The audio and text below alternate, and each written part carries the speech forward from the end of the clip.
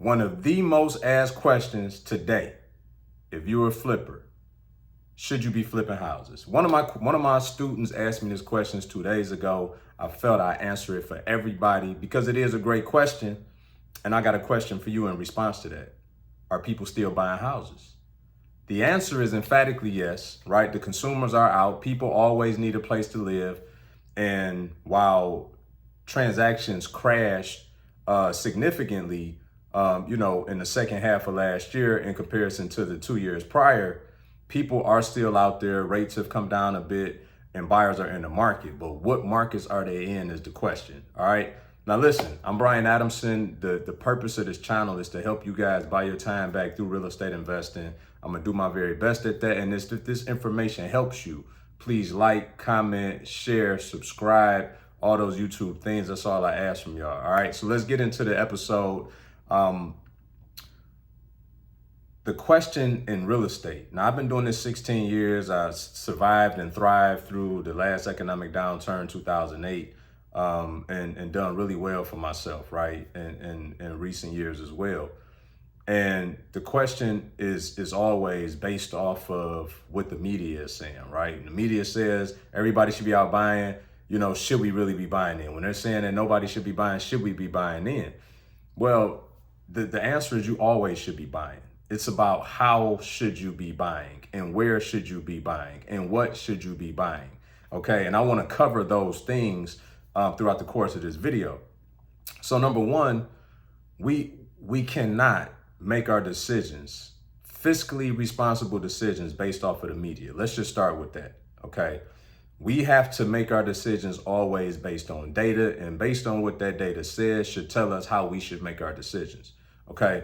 So the first thing is, should we be buying flips? Yes, we should, because homeowners are still out there buying and they need a place to stay, right? And they're looking for specific types of places to stay.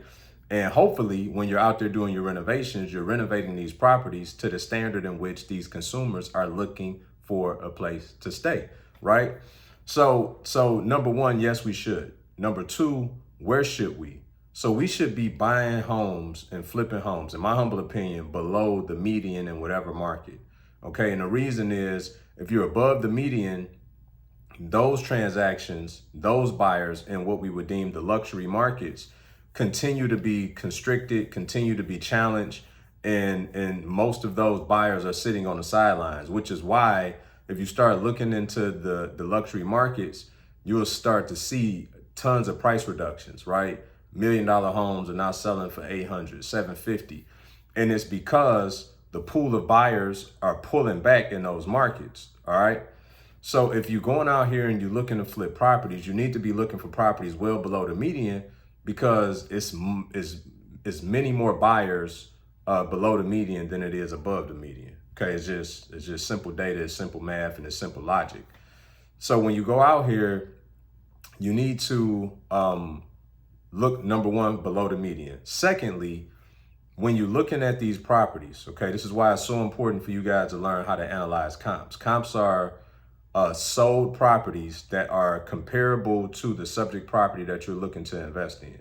Okay, this is extremely important. Sold properties, not active properties, not pending properties, sold properties. Well, B, where do I get this information? Well, there's a myriad of places that you can go and get it. The most viable place for you to get this information is through a real estate agent in that particular marketplace.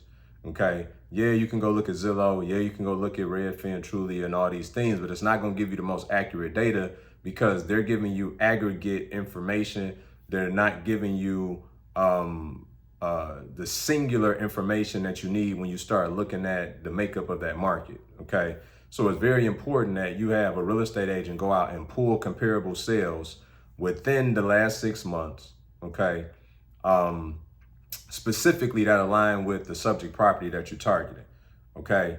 So when you start to look at your after repair value, which is synonymous with the projected sales price, you're going to derive that value from these comps. Okay. Now, there's some many factors that I can't get into in this video in terms of what makes a comp, but between yourself, your agent, right? Hopefully you guys know what those things are in terms of like the square footage, the structural comparison, right? There's many things that make this comp align with your subject property. That being said, when you go out and you pull the comps, you need to look at the days on market, right? That's a very, very key indicator about should you be in that marketplace. Now, typically what we will call to be a really active market would be 30 days or less. A hot market would be 10 days or less, right? A good market would be 15 days or less, right? Which means that from the time a property hits the market, it's going under contract within that time interval. Okay, this is very important. That means that when you list your property to sell after you finish the renovation, that you're procuring a buyer within that time frame, 30 days, 15 days, less than 10 days, okay? If you started looking to markets and properties are sitting 35, 45, 60 days, that's a slow market, okay? That doesn't mean your property won't sell, doesn't mean you shouldn't invest in that market. If the margin supports it, if there's enough meat on the bone, then maybe you can account for the fact that, you know, once I finish this deal, I'm gonna put it on the market. It may take me 60 days before I get a buyer. It may take me another 30 to 60 days to close thereafter. You can account for that up front if you anticipate it. Personally, I would stay away from those markets and try to stay within the ones that are 30 days or less, because that tells me there's a strong demand in that marketplace. There's more buyers, more foot traffic. I want to be in the largest pool of buyers, right? I don't care about how beautiful the project is. I don't care about the neighborhood. I don't care about the accolades of saying I did a deal in said market. I care about supply and demand. I want to supply a product in the highest environment of demand, okay? So days on market is very important. You want to look at that. You also want to look at list price versus sold price, okay? So let's just say, you know, properties are listing for 200,000, but they're selling for 180, right? Well, there's a delta within that. That means that either properties are being listed for too much, okay, or they're the buyers are just the buyers have the leverage and they're like, I'm not paying that for that, right? And so now the market is on a downward shift to 180. Okay, so if you start to see a lot of systemic trends of discrepancy between list price and sales price, list price and sold price, then that's telling you that the market is shifting in that area. So you need to adjust on the front end, because we make our money when we buy in real estate. The sale just consummates whatever job that we did up front when we analyze this thing, okay? So you need to account for that in the beginning when you're analyzing the property. You already want to know and not be overzealous to say, well, I'm gonna get 200 if the market is already showing you that it's sliding down to 180 and maybe even 170. Okay, that doesn't make it a bad deal, but you need to account for that up front, because then you need to adjust your offer price and in comparison with your rehab and all the rest of it to make sure that that deal still makes sense if the market is coming down and going the opposite direction.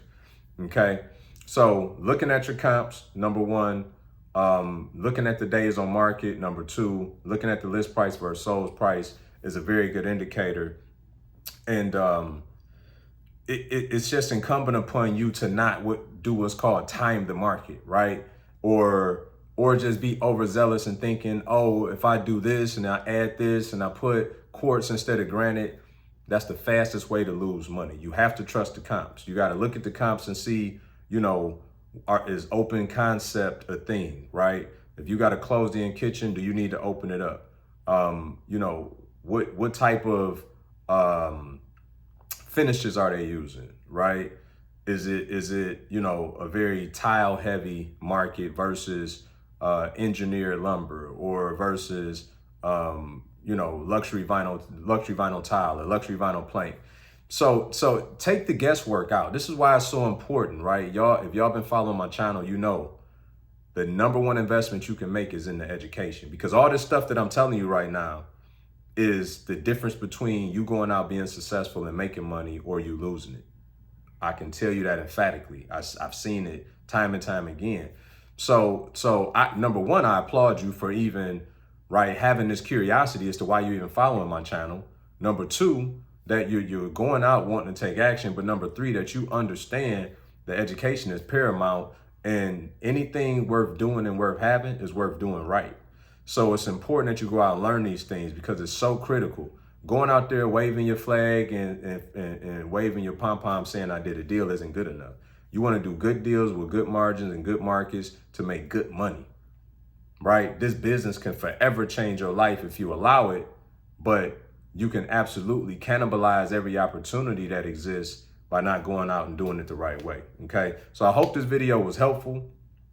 The answer to the question of should I go out and flip properties? Absolutely, but you should flip them under the auspice of what I just talked to you about, and make sure that you investing in the right deals in the right markets based on the right data and making the right decisions. If this was helpful, please like it, comment, subscribe, send it to a friend. I'll see you guys in the next video.